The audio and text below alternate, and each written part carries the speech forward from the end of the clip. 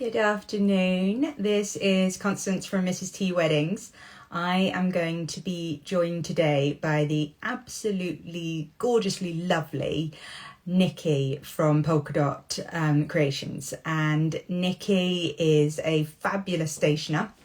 So we're going to be talking about all things stationery. She is a font of knowledge and tips and suggestions and is utterly fabulous. She's done some work for me. She even made my husband's 50th birthday card. I know, he's a lot older than me. And we have done some work together for clients and things. So it's really good. So Nicky's going to be joining us shortly. And I can see that some other people that know us both are joining, which is lovely. Nicky doesn't live near me. She lives on the other side of the country pretty much. But we have worked on some shoots together and managed to meet up when we were allowed to at one of these shoots in September, which was fabulous. And Nicky has come up with some really creative, innovative new ways of using stationery at weddings to make sure that you're not just having the bog standard that everyone else has, but you've had something really bespoke and really unique to you as a couple. So I'm just waiting for Nicky to come on. Here she is. Brilliant. Right, I'm just going to invite her into the live with me and we will be able to... So so I hope today's is super interesting. No red lipstick. I have to admit, I kissed the dog with my red lipstick yesterday, so I now have a pink dog as well. Hello, Nicky. Hi, Constance. Hello, how are you? I'm wonderful. How are you? I'm fine, thank you. Nice to see you. You too. Look at all the stationery behind you. Yes, I finally got my new office set up just about. So we moved into this new house a couple of months ago. So yeah, we've been busy decorating and getting things set. So yeah, we're just about there now with everything, so that's good. Oh, fabulous. Oh, I'm so pleased. So when Nicky and I first met at the beginning of lockdown, she was in her old house, which looked absolutely stunning, but moved into this house, which has the most amazing amount of storage, which any stationer needs, right? Definitely, yeah. The display cabinets were just perfect for all my stationery. So when we saw it, it's like, wow, that's got to the only reason to buy the house, surely. Yeah, sorry, family. Got to think about my stationery needs. Yeah, as long as my office is set, that's fine. That's fine. Exactly. Oh, well, thank you so much. I've just been telling everyone about how fabulous you are and that we've been doing some shoots together and things. So, thank you for inviting me. That's been fantastic. The shoots together. You've been amazing. It's been great. So what we're going to talk about today is stationery during COVID times, but also just generally. Yes. Because I think as a little girl, every bride probably loves stationery more than anything in the world. Definitely, yes. Yeah, stationery, yeah. Exactly. I spoke to my goddaughter. It was her birthday on Sunday and I was on FaceTime with her. And all she could tell me about was the 42 felt tip pens that she'd been given. She'd been given all these other fabulous presents, but these 42 colours were amazing. Oh, that'd be heaven. A little girl to receive 42 different colours. Wow. Yeah, I mean, she also got a swivel chair. So life's pretty good in Beth's world at the moment. Yes, you need a swivel chair to be doing your stationery, doing your art, your drawing. Exactly. Yeah, exactly. You've got it. But let's go, you know, we all love stationery. You know, I can look behind me and I have got all sorts of fabulous, you know, pieces from Muji, from Amazon buys to everything that I like to play around with as a very big little girl. And so, you know, I think everyone wants to know, you know, what made you get into stationery? Because you've actually got quite an interesting story about how you ended up starting Polka Creations. Well, I started originally 10 years ago, 2010. Set up. I was on maternity leave with my youngest, and before that I'd actually done my own wedding and my brother's wedding, little bits like that, just for family. And then 2010 I was on maternity leave, and one of my sister-in-law's friends happened to see the place card that I made for our wedding. She said, because they were getting married, do you think you should do me some for the wedding? So they were quite unusual. They're skeleton leaf place cards, which I actually have one here. So it's basically a skeleton leaf with stunning, and then tied with raffia or a ribbon at the side. So they're quite unusual, quite different. So asked me to do those. Like, yeah, great, no problem. I'm on maternity leave, that's fine. Yeah. Can you do me some invitations to match? Like, no, okay. I've never done them for, you know, on a paid basis before. But yeah, so it sort of spiraled from there, really. Brilliant. And then that's how it all began. But I mean, I've always had an interest in art and design and that sort of thing. I did art A level and languages, and then I had to decide then whether I went down the art route or the languages route. I actually went to the uni to study languages, so sort of left the art behind a little bit. But I've always had an interest in art, even since my granddad. I remember sitting. He was a brilliant artist. I remember sitting sort of by him when he would draw me different pictures, and it's ever since then. I went on submitted pictures to, remember Tony Hart? Oh yeah, Remember? Yeah. I know our brides probably don't, because we're all so young. Yeah, we're probably too young to remember. We're much of the same age. Yes, yeah. So basically, I would submit my art to the gallery and try and get it on the gallery. And brilliant. I've always been arty. So I've done my languages route, did that, and worked in the translation industry for a few years, and now I'm back on the art route. I absolutely love it. Yeah, I really much prefer fabulous. Yeah. So what I think one of the unique things that you offer is that you can do the stationery, but you're also able to do the translation if it's a French wedding. I mean, it doesn't scare me to deal with bilingual. I've done quite a few bilingual ones. So I've done French. I'm working on some Romanian at the minute. Done Greek, Arabic. Obviously, I don't translate into those languages. No. You translate into your mother tongue. Yeah. But when I was working for the translation company, I did proofread other languages, and you do get to know and see spot errors and things like that. So it's coming really handy for foreign language. Amazing. That's so good. Brilliant. Okay, so with this, you then have Polka Creations, and you do the wedding side of things, and you've also got the business branding side of things. Is that right? Yeah. Business stationery. Yeah, that's come more recently. So the last 3 to 4 years. I've undertaken graphic design courses so that I can then. Because initially I just started with the very hand embellished invitations, like ribbon and glitter and very pretty. Doing the graphic design course means I can then do more printed stationery, printed designs, and that's then since then led on to business stationery. Brilliant. So they've got 2 sort of arms to the business, really. Yeah, which is fantastic. So what would you say is your style? What kind of there's lots of stationers out there all doing different types of things. What would you say is your kind of style?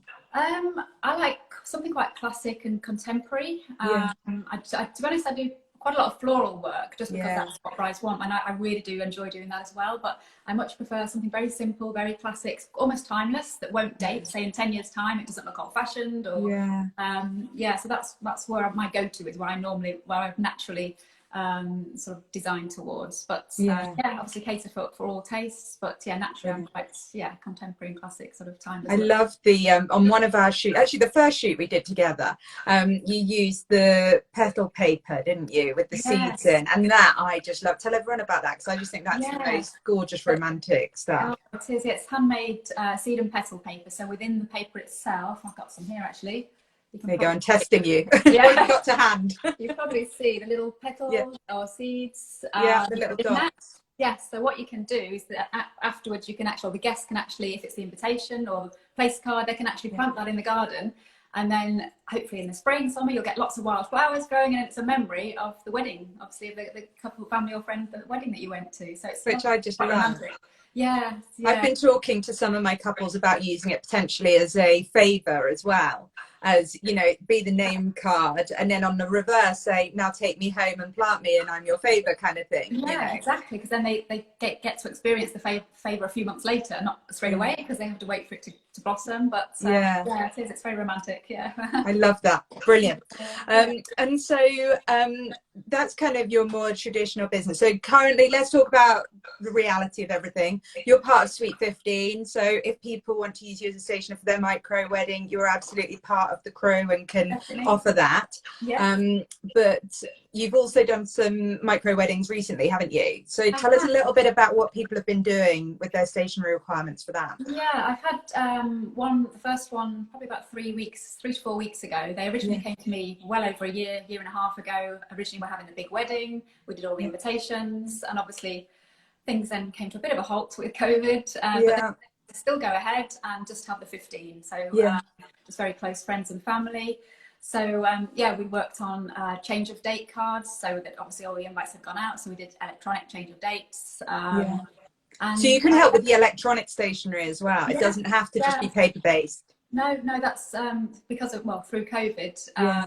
the change of dates that I've been doing are generally electronic, because Brilliant. I've basically been doing those free of charge for my clients. Amazing. I just feel so sorry for them. I know. They're having to postpone or having to reduce numbers, and it's not what they had envisaged. So Yeah. yeah, I do those free of charge, and it would match the design exactly, so it's exactly the same as your main daytime invitation. Which is so special, because you could, like, you know, people are like, oh, I'll just do something quickly myself. But to get it to really tie in with your invite, it's something very special. It's just nice, yeah, rather than just sending a text or an email. It's just nice to have that. It's still running through the day, and yeah, so yeah, we did that, and then yeah, they still went ahead with the 15, and yeah, I've spoken to the lady since. She said it was amazing. She said, yeah, she wouldn't change it for the world. It was just lovely. So oh, fabulous. Did they have some on the day stationery, or did they just do the change of date? So they had order of service and menu, if I remember. So yeah, there were bits that they had as well, but obviously to reduce numbers. But yeah, they just carried on exactly as they would. Lovely. Just reduce numbers. Yeah. Oh, that's so special.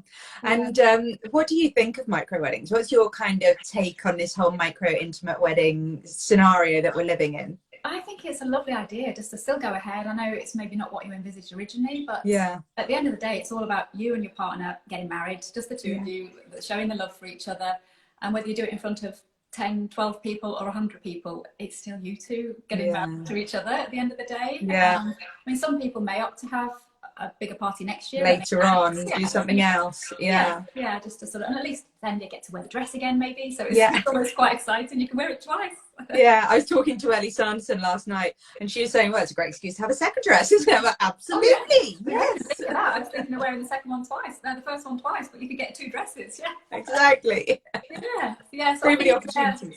I think people should, I think a lot of people have been almost scared, like, oh, what do we do now? Should we stop, put everything on hold? But no, I don't think you need to. I think it's all about you and your partner. I think it's so romantic. I think that's the thing, you know, it's really, really beautiful, the smaller wedding, and it's something that will never ever be forgotten. You know, it'll never be which wedding was that. Everyone will always remember that wedding. It was so special. And with technology, everyone can still be there, but just not physically. So I think they can live stream them, can't they? You can have live streams of the wedding, so you can still show it live to your family and friends that can't make it. So exactly.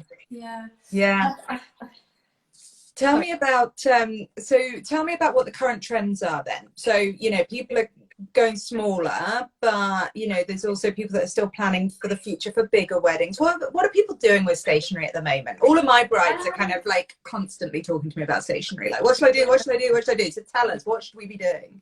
I think I mean, with the trend, the actual style, handmade paper is very, very popular, because it's so versatile. You can use it in like a bundle, so you can have your main invitation and then 2 or 3 sort of separate information panels, RSVP, and bundle them together with ribbon or raffia. So that's, trend wise, that's very popular, and that works for a small wedding or a big wedding. It doesn't matter. I think maybe the more formal weddings, you've got things like glitter, sort of laser cuts, this sort of thing.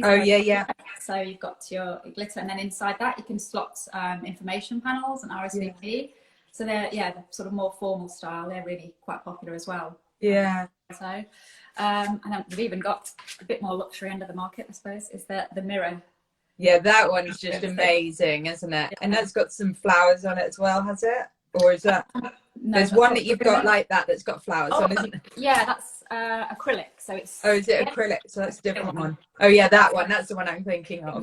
So they're clear, but then you can have any sort of design you want. Stunning. Colour scheme. So, and then you can even have, sometimes they can be a bit difficult to see, so you can have like a backing card to go behind it. That looks really nice with the blue. So they're quite popular as well at the minute. So have you done the design for that on the computer, and then they print it onto the acrylic? So I do. I have to outsource the printing for that. I'm not quite big enough to have an acrylic printer, but I do all the design, and then I've got regular printers that I use for the acrylic printing. So I think it's if you're having a smaller wedding as well. I found that a couple that have come back.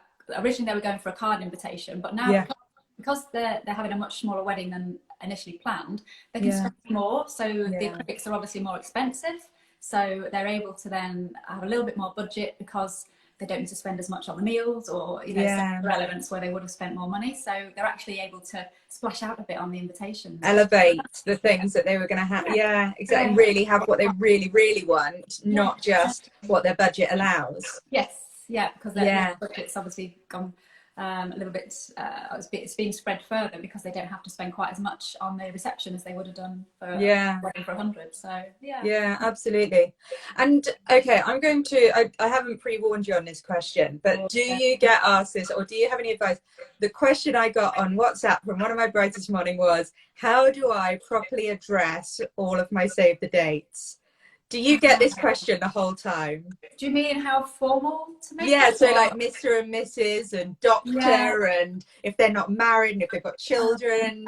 There are so many different ways, like you say, because there are maybe you've got stepmom, stepdad. Exactly, modern families make it tough, right? Yeah, traditionally it was just the parents of the bride, so they would be the hosts, I suppose, for the wedding. It would be their names. But I get quite a lot now where it's both sets of parents as the host. Right. Makes it quite tight to put everything on the invitation. Let's hope there's no double barrels in there. Yeah. Sometimes we have to have a bit larger invitation than we would maybe normally.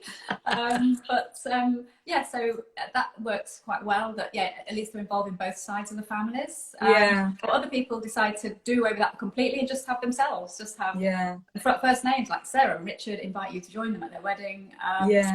And I say to everyone's different. Everyone has a hard and fast rule. I mean, I think, especially nowadays, it's not frowned upon if you wanted to just put your names and not have your parents. Obviously, you may get some parents that might be a bit upset if they've paid a lot towards the wedding. Yeah, it can be political. It can cause might cause a few issues. But let's keep boiling down to the fact that it's your wedding. It's you. I think that's such an important point from all aspects of wedding planning, isn't it? That the couple can so easily get consumed in what everyone else is telling them they should or shouldn't be doing, that they lose track of what they really want. And they keep kind of going, oh, well, that's fine. You know, I'll just do that because it keeps the peace. You know, as Brits do like to keep, well, not all, but most of us like to keep the peace most of the time. And so, you know, I think it's one of the first ways, because you're not, as a couple in general, you're not an expert in planning a wedding. You know, you haven't ever planned a huge event before, and so somebody, you know, if your mother or your step parent or your best friend, whoever it is saying, oh, you should be doing this, you're like, oh, okay, I should be doing this, rather than what I really want to do is X, Y, or Z. Which I think you should try and do, really. But there's a balance, isn't there? You don't want to upset the family too much. You still want to make a wedding.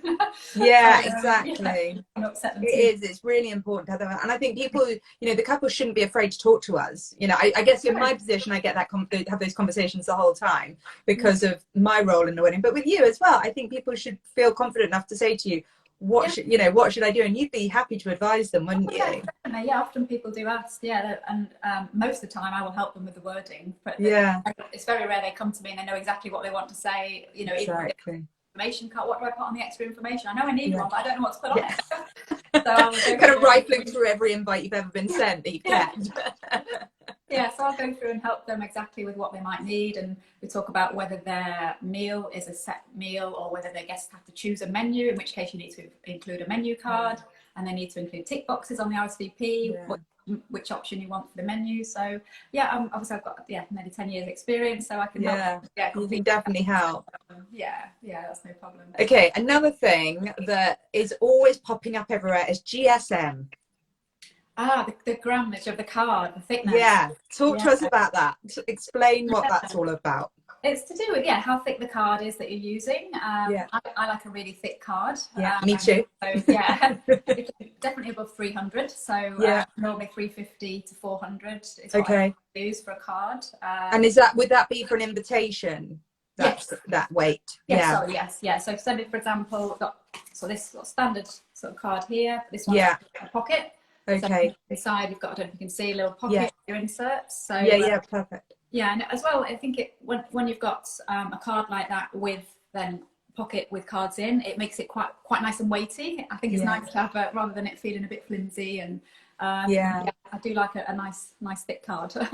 And do you do the insert in a lower GSM, so thinner paper, or do you keep it all consistent? No, these for example, this is a pocket, and then this is actually a separate panel on the front attached. Right. So, and the same with this here. This is attached rather than direct onto the pocket fold. So this card here is identical to the card. Oh, it's the same. There. Yeah. Same. Yes. Yeah. Brilliant. Lovely. So let's talk about, so the other thing that lots of couples say to me is, when do I send out anything? So when do I send out the save the dates? When do I send out my invitations? When do I need my RSVPs back by?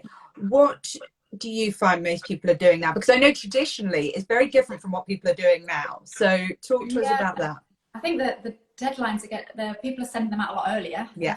So save the dates, anything sort of 12 to 18 months before the wedding. Even I did some very early this year for late 2022 weddings. So like 2 and a bit years in advance, which is quite excessive. But I think especially if it's summer, because people are booking summer holidays, it's good to give quite a bit of notice so that they don't book, because some people book a holiday a year in advance. So I would probably recommend about a year for save the dates. And then invites, if they've already sent a save the date, because not everybody does, but if they have, then invites probably not until 3 to 6 months before the wedding. And then the RSVP date, I always recommend about 8 weeks before the wedding. That's generally plenty of time for the venue so that they've got numbers, plenty of time for me to create all the place cards, table plan.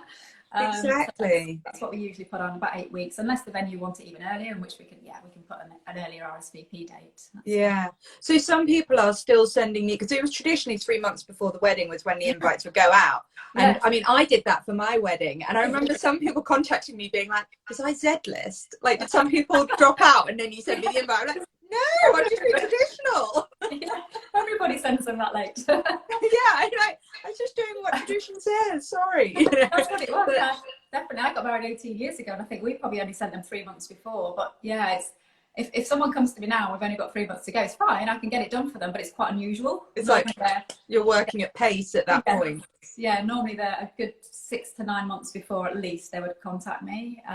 Or like some 2 or 3 years in advance. I really want to get the save the dates out, but I think, and one thing you're probably seeing this as well, because everyone's postponed, well, not everyone, but a lot of people are postponed from this year. It means that 21 and 22 are getting bumpy years, and everyone's competing for dates now, and it's really difficult to get, especially those summer dates, and especially Saturdays. Most of my couples now aren't even looking at Saturdays, because they're just sort of like, right, let's just do a Friday or, another day of the week, so that we can make sure that, one, we can get the people we want there, but also we can get all the supplies that we want and the venue we want. But given that, they're competing for their guest attendance, especially if they're at that age where all your friends are getting married over the same summer, So I'm finding that people are sending things out a lot earlier. I mean, just kind of, well in advance. Like a year in advance for the actual invites now and things like that. Have you seen that happen as well? Yeah, definitely. I think, like you say, because of COVID and the fact there are going to be so many weddings next year, lots of my more recent ones are midweek weddings, so not even Friday. They're like Wednesday, Tuesday, which is not common at all until this year, which is understandable because, like you say, all the weekends are booked up completely. So I think it doesn't matter whatever day it is, really, does it? As long as your friends and family can get time off work, which in theory, if you've got a year's notice, you should be okay. Exactly. So definitely this next year and the year after is going to be huge. Brilliant. Oh, that's good. And people are still coming to you booking big wedding stationery packs. Yeah, I'm still getting orders and inquiries through for weddings towards the end of next year. Definitely, for bigger weddings. So. Yeah, that's what I'm finding. Like back end of 21 and then 22, people are starting to book the normal size weddings. Now. Our old normal, old-fashioned weddings maybe. Oh, it's so dated to have over 100 attendees. Brilliant. And so tell me a little bit about how COVID's impacted your business, because all of us, we're staying upbeat, we're doing all the right things. You and I have been on some courses together, and we've really we've really been proactive in being like, this ain't gonna stop us, we're gonna boost things. But it's tough. Like, you and I are resilient people. Like, we're tough and we're not going to be beaten by this. And not everyone's been able to do that. So tell me what you've done that's kind of really meant that you've managed to elevate yourself during this time. Yeah, I mean, initially, obviously, when it all first happened, I had so many of my brides, couples contacting me saying, we've got to cancel, got to postpone. And obviously, your you just feel deflated at first. Yeah. You think, oh, and I had about 25 literally over the summer that have gone. Basically, none of them happened. Wow. And you feel, but yeah, having the time, because I wasn't then able at the time. It would have been March, April. I would have started working on table stationery, and didn't do that. So yeah, that's where I met you on the course that we did together. How to improve your wedding business, wedding sales, that sort of thing. So I would never have done that. I would never have had the time to do that. So it's really helped me education wise. I've done a couple of other courses since then as well, to be able to help me business wise, how to manage a business. So in a way, I'm grateful that it gave me the chance to do that. So yeah, I think we all kind of feel like that. Like, it allowed us to have a break and to refocus on what we were doing in our businesses, rather than just going like full throttle the whole time and never stepping back. And try and change things a bit to improve things, and all the styled shoots as well. The summer is full of styled shoots, which has been brilliant for photos that I can put on the website and social media. So yeah, again, I would probably never have done nowhere near as many as I did. So that's, it's been a definite positive, if anything can be a positive in this situation we're in. It definitely helped. There's Red Dot Jules saying, Nicky, you've been amazing, and I would agree with that. Thank you, Julie. You've been, and you've done a house move during all of this as well, and presumably you had to do some homeschooling at some point. They're a little bit older now. They're 14 and 12, so they're a little bit easier than toddlers or little ones having to manage. But they almost they just got on with it. So it helped me the education and the courses I was doing. So I had to help them obviously occasionally, which it's better now they're back at school. But no, it's hopefully we're at the light at the end of the tunnel, can we say, nearly, with COVID? I hope so. I'm feeling optimistic. I feel like things are moving in the right direction, but I don't know whether that's foolish, but I hope it's not. I feel like we have to feel optimistic. You've got to, haven't you? You've got to be positive and just try and turn things around. The positive things I see is all the stuff I've learned, all the courses I've done, which I would never have done. So grateful for that. And I think our networks, it's just fabulous how many incredible suppliers have kind of come up into our radar. We've been given the time to actually meet one another, and it may be virtually. Luckily you and I have actually met face to face, but most of these relationships we've built have been virtual, and they're just fantastic. It's so lovely to work, to really get to know the people in your industry on a more personal level than just quick, we're doing a wedding together, let's get this done, and then walk away and then say how great it was, but then not really spend any proper time together. No, it's great that we're all over the country as well. Normally I would only meet suppliers that are local to me generally. So I'm part of a couple of local wedding groups, but the fact that we're all over the place, but we've become really good friends, and help each other and give each other advice and opinions, and it's just been great, isn't it? Yeah, absolutely.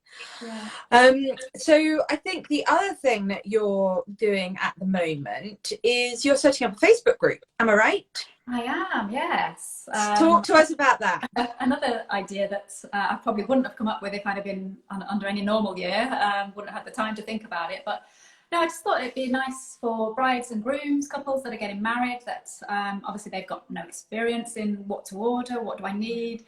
Even for on the day, there's so many different things you can think of, apart from the place cards and the table stuff. You've got signage, you've got banners. This is I was going to say to you, on the day stationery is hilarious. Every time with my couples, I go through their budget and we get to the stationery line, and I'm like, okay, you've got your save the dates, you've got your invites, you've got your on the day, and just about every groom and bride turns around and he goes, what's on the day? They think invites and that's it. That's But on the day stuff is, it's huge. I mean, it's nice that it ties in then with your invitation as well. So you can, the exact same design can then tie in and bring the whole day together, really, with tying with your bridesmaid colours or whatever colour scheme you've gone for. This group just really to help couples. It'll basically just be couples, or couples that are due to marry. So it's like a private group space for them to ask questions, because sometimes they may be a bit embarrassed to ask in a page because they think, oh, maybe I should know that, but it's a bit embarrassing to ask. So in this private group, everyone will be in the same boat. They're all going to be new, unless they've been married before.